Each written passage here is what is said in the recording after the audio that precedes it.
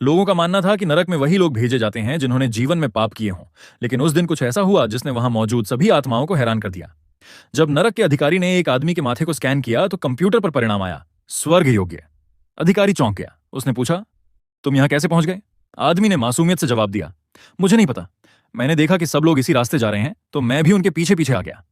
अधिकारी ने तुरंत उसे स्वर्ग का द्वार दिखाया और कहा, यहां से जल्दी निकल जाओ, यह जगह तुम्हारे लिए नहीं है। आदमी सावधानी से स्वर्ग के विशाल दरवाजे की ओर बढ़ा।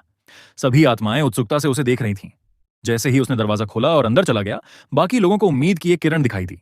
वे सोचने लगे कि शायद इसी रास्ते वे भी नरक से बाहर निकल सकते हैं। सैकड़ों आत्माएं दौड़कर दरवाजे तक पहुंची और उसे खोल दिया। लेकिन अगले ही पल उनके चेहरे डर से सफेद पड़ गए। दरवाजे के दूसरी तरफ फिर वही नरक था। अब उन्हें समझ आ गया कि स्वर्ग का रास्ता केवल योग्य लोगों के लिए खुलता है।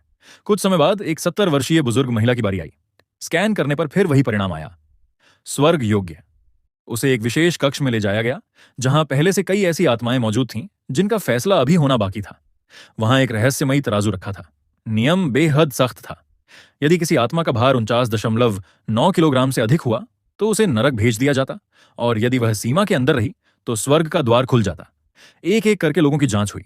सभी किसी तरह सीमा के भीतर रह गए। फिर एक बुजुर्ग व्यक्ति की बारी आई।